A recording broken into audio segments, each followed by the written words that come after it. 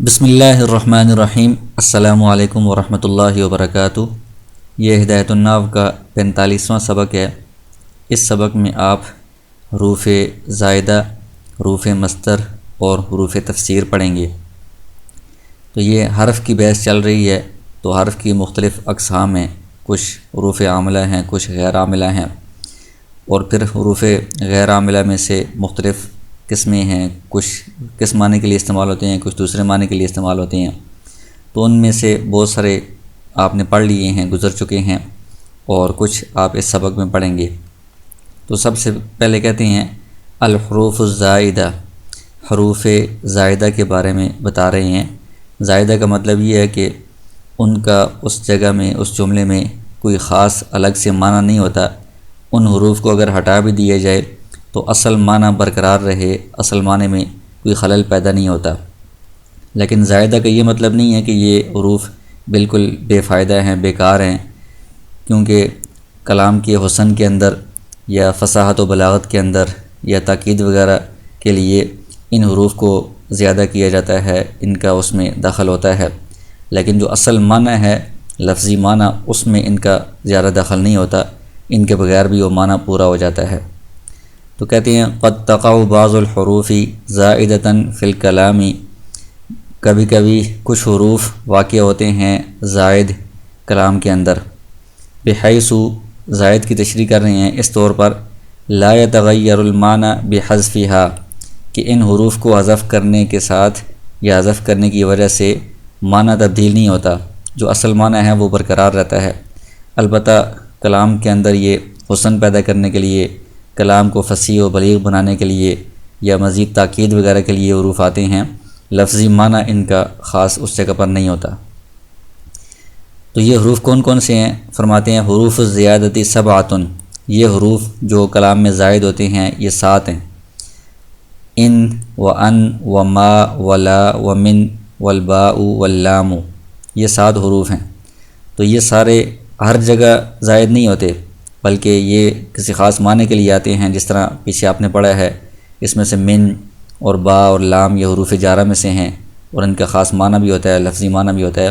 ہر جگہ نہیں، بعض جگہ پر یہ جو حروف ہیں یہ اس طرح آتے ہیں کہ ان کا کوئی خاص لفظی معنی نہیں ہوتا، یہ زائد ہوتے ہیں۔ تو ہر ایک کی تفصیل بتائیں گے۔ فَإِن تُزَادُ مَعَ مَا النَّافِيَةِ، سب سے پہلے جو ان ہے جس میں حمزہ مکسورہ ہے، یہ زیادہ ہوتا ہے یا اس کو زیادہ کیا جاتا ہے ما نافیہ کے ساتھ، ایسا ما جو نفی کے لیے استعمال ہو۔ نحو ما ان زید قائم، تو یہ ما نافیہ ہے، اس کے ساتھ ان آ گیا ہے، یہ ان زائدہ ہے، اس کو اگر ہٹا بھی دیں تو ما زید قائما، یہ بالکل ٹھیک ہے، اس سے معنی بالکل مکمل ہو جاتا ہے، زید کھڑا نہیں ہے۔ ومع ما المصدریۃ، اسی طرح یہ جو ان ہے حمزہ مکسورہ کے ساتھ، یہ ما مصدریہ کے ساتھ بھی زائد ہوتا ہے قلیلاً، لیکن یہ ما مصدریہ کے ساتھ بہت کم ہی آتا ہے زائد طور پر۔ نحو انتظر ما ان یجلس الامیر، کہ تم انتظار کرو اس وقت تک جب تک امیر بیٹھا ہے۔ تو یہ ما مصدریہ ہے، اس نے اس یجلس کو مصدر کے معنی میں کر دیا ہے کہ تم امیر کے بیٹھنے تک انتظار کرو۔ تو اس میں ان کا کوئی خاص معنی نہیں ہے، ان زائد ہے، یہ ما مصدریہ کے ساتھ آیا ہے۔ وہ مع لما، اسی طرح یہ ان لما کے ساتھ بھی زائد ہوتا ہے، جیسے لما ان جلست جلستو، جس وقت تو بیٹھے گا تو میں بھی بیٹھوں گا۔ تو یہ لما کا مطلب ہے جس وقت یا جب، ان اس کے ساتھ آیا ہے، یہ زائد ہے۔ وَأَن تُزَادُ مَعَ لَمَّا، آگے ان کا بتا رہے ہیں جس میں حمزہ مفتوحہ ہے، یہ زیادہ کیا جاتا ہے لما کے ساتھ، جیسے اللہ تعالیٰ کا قول ہے فَلَمَّا أَن جَاءَ الْبَشِيرُ، جب خوشخبری سنانے والا آیا۔ تو لما کا مطلب ہے جب، ان جو ہے یہ اس کے ساتھ زائد ہے، یعنی اس کا کوئی خاص لفظی معنی نہیں ہے، لیکن جیسے پہلے آپ کو بتایا کہ یہ بالکل بے فائدہ نہیں ہے، کیونکہ اس کا کلام کے حسن کے اندر یا فصاحت و بلاغت کے اندر اس کا دخل ہوتا ہے۔ وَبَيْنَ لَوْ والقسم المتقدم علیہا، اسی طرح یہ ان لو اور قسم کے درمیان میں آتا ہے، جو قسم لو سے مقدم ہو، یعنی پہلے قسم ہو پھر بعد میں لو ہو، تو اس کے درمیان میں ان زائدہ آتا ہے۔ نحو واللہ ان لو قمت قمت، اللہ کی قسم اگر تو کھڑا ہوا تو میں کھڑا ہوں گا۔ تو واللہ اور لو کے درمیان میں ان آ گیا ہے، یہ زائدہ ہے۔ وما تزاد مع اذا ومتى وایو وانا واین وان شرطیات، اور جو حرف زائدہ میں سے ما ہے وہ ما ان حروف کے ساتھ اضافی طور پر آتا ہے، زائد ہوتا ہے۔ اذا کے ساتھ، متا کے ساتھ، ایو کے ساتھ، انا اور اینا اور ان کے ساتھ، جس وقت کہ یہ سب شرطیہ ہوں، یعنی جب یہ حروف شرط کے لیے استعمال ہوں تو ان کے ساتھ ما زائدہ آتا ہے۔ کما تقول اذا ما صمت صمت، جب تم روزہ رکھو گے تو میں روزہ رکھوں گا۔ تو یہ اذا شرطیہ ہے تو اس کے ساتھ ما زائدہ آ گیا ہے، اس کا یہاں پر خاص لفظی معنی نہیں ہے۔ وکذل بواقی، اسی طرح باقیوں کے ساتھ بھی آپ لگا سکتے ہیں، متا ما، ایما، انا ما، اینما، تو یہ سب کے ساتھ ما زائدہ ہوگا۔ وبعد بعض حروف الجر، اسی طرح بعض حروف جر کے بعد بھی ما زائدہ ہوتا ہے، جیسے اللہ تعالیٰ کا قول ہے فبما رحمت من اللہ، تو با حرف جر ہے، اس کے بعد ما زائدہ ہے، فبرحمت من اللہ، یہ اس طرح جملہ مکمل ہو جاتا ہے۔ اسی طرح وعما قلیل لیصبحن نادمین، عن حرف جر ہے، اس کے بعد ما زائدہ ہے، عن قلیل۔ ومما خطیئاتہم اغرقوا فادخلوا نارا، تو یہ من حرف جر ہے، اس کے بعد ما یہ زائدہ آ گیا ہے، من خطیئاتہم۔ وزید صدیقی کما ان عمرا اخی، اور یہ کاف حرف جر ہے، اس کے بعد ما زائدہ آ گیا ہے، تو یہ کأن عمرا اخی ہے۔ تو ان کا ترجمہ یہ ہے فبرحمت من اللہ، اللہ کی رحمت کی وجہ سے، اللہ کی طرف سے رحمت کے سبب، عما قلیل ان قریب ہی، تھوڑے وقت کے بعد ہی، لیصبحن نادمین، وہ ہو جائیں گے پشیمان، مما خطیئاتہم، ان کی غلطیوں کی وجہ سے، اغرقوا، وہ غرق کیے گئے، فادخلوا نارا، اور آگ میں داخل کیے گئے۔ زید صدیقی، زید میرا دوست ہے، کما ان عمرا اخی، جیسا کہ عمر میرا بھائی ہے۔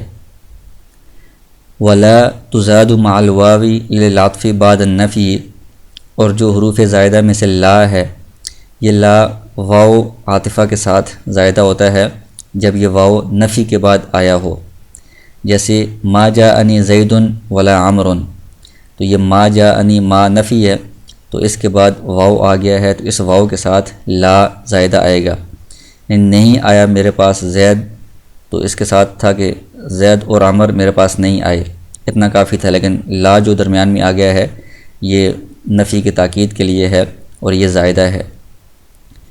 وبعد ان المصدریتی، جو ان مصدریہ ہوتا ہے، جو فعل مضارع کو مصدر کے معنی میں کر دیتا ہے، اس کے بعد بھی لا زائدہ ہوتا ہے۔ نحو قولہ تعالی، جیسے اللہ تعالیٰ کا قول ہے ما منعک الا تسجد، تمہیں کس چیز نے منع کیا سجدہ کرنے سے، تو یہ ان تسجد تھا، ان مصدریہ ہے، لا اس کے بعد زائدہ آ گیا ہے۔ وقبل فعل القسمی، اور جو قسم والا فعل ہوتا ہے، میں قسم کھاتا ہوں، اس سے پہلے بھی لا زائدہ ہوتا ہے، جیسے اللہ تعالیٰ کا قول ہے لا اقسم بہذا البلد، کہ میں اس شہر کی قسم کھاتا ہوں، تو یہ لا کا یہاں پر معنی نہیں ہے، یعنی یہ اس طرح نہیں ہے کہ میں قسم نہیں کھاتا، لا زائدہ ہے، بمعنی اقسم، اس کا معنی ہے میں قسم کھاتا ہوں۔ واما من والباء واللام فقد مر ذکرها فی حروف الجر فلا نعیدها، حروف زائدہ میں سے جو آخری تین ہیں، من اور با اور لام، ان کا پیچھے حروف جر میں ذکر ہو چکا ہے کہ یہ زائدہ ہوتے ہیں، مثالیں میں گزر چکی ہیں، تو یہاں پر اس کو دوبارہ ہم نہیں دہراتے۔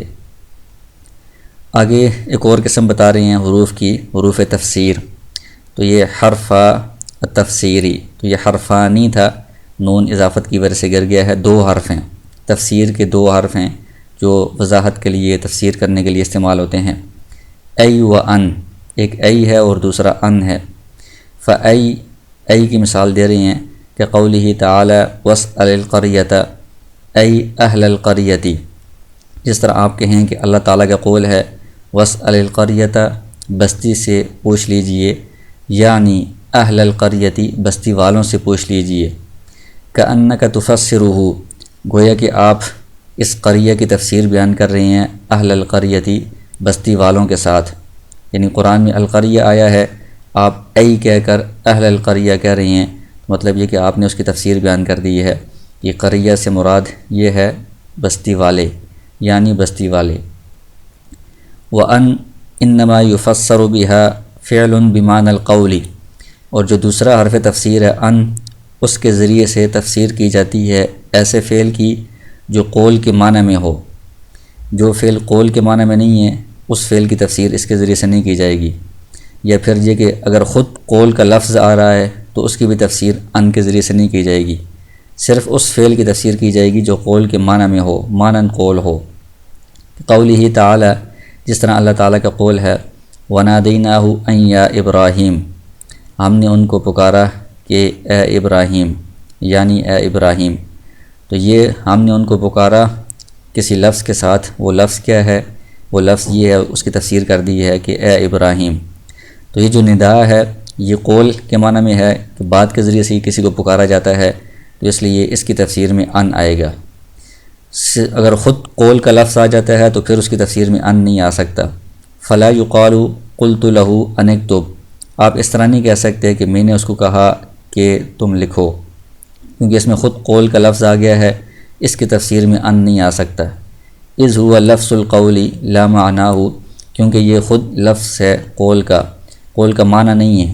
جس جملے میں قول کا معنی پایا جائے، جیسے ندا جو ہے یہ قول کا ایک معنی ہے، اس جملے کی تفسیر میں ان آئے گا، اور جو ای ہے وہ عام میں، وہ ہر قسم کے جملے کی یا مفرد کی تفسیر اس میں کی جا سکتی ہے۔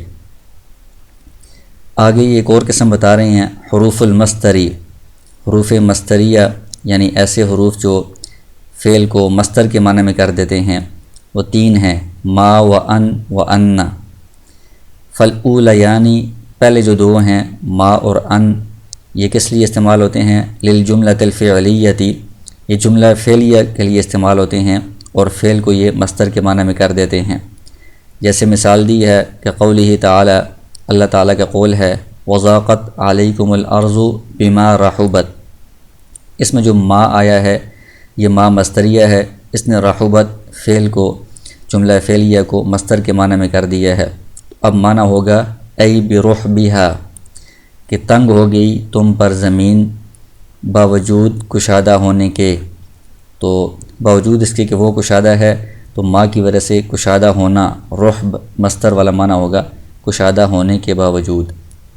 تو یہ ما مصدریہ کی مثال دی ہے، جملہ فعلیہ کو اس نے مصدر کے معنی میں بدلا ہے۔ وقول الشاعری، دوسری مثال ہے شاعر کا ایک قول ہے یسر المرء ما ذهب اللیالی، اس میں بھی ما مصدریہ استعمال ہوا ہے، ذهب اللیالی جملہ فعلیہ کو اس نے فعل کو مصدر کے معنی میں کر دیا ہے۔ یسر خوش کرتا ہے مرء بندے کو، راتوں کا گزرنا، تو یہ ذہاب کے معنی میں ہے، راتوں کا گزرنا یہ بندے کو خوش کرتا ہے، مصدر ہے۔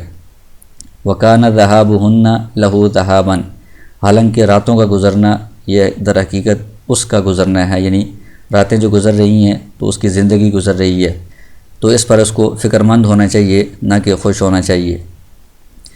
آگے جو دوسرا حرف ہے ان، اس کی مثال دے رہے ہیں، وَأَن نَحْوُ قَوْلِهِ تَعَالَى فَمَا كَانَ جَوَابَ قَوْمِهِ إِلَّا أَن قَالُوا، تو ان کی مثال یہ ہے کہ ان کی قوم کا جواب نہیں تھا مگر یہ کہ ان قالو، انہوں نے کہا، تو ان نے قالو جملہ فعلیہ کو مصدر کے معنی میں کر دیا ہے، ای قولہم، یعنی ان کا یہ قول تھا، آگے جو آیت کے اندر آ رہا ہے، تو قالو کو قول مصدر کے معنی میں کر دیا ہے، یہ ان کی مثال ہے۔ تیسرا جو حرف ہے انا، تو یہ وَأَنَّ لِلْجُمْلَةِ الْإِسْمِيَّةِ جملہ اسمیہ کے لیے استعمال ہوتا ہے، پورے جملہ اسمیہ کو مصدر کے معنی میں کر دیتا ہے۔ نحو علمت انک قائم، مجھے علم ہوا ہے کہ بے شک تم کھڑے ہو، تو انک قائم یہ پورا جملہ اسمیہ ہے، اس کو اس انا نے مصدر کے معنی میں کر دیا ہے، تو مطلب ہوگا علمت قیامک، کہ مجھے آپ کے کھڑے ہونے کا علم ہوا ہے، تو انک قائم کو قیام مصدر کے معنی میں کر دیا ہے، ای قیامک۔ تو یہ تین قسمیں اس سبق میں آپ نے پڑھی ہیں، حروف زائدہ حروف تفسیر اور حروف مصدر۔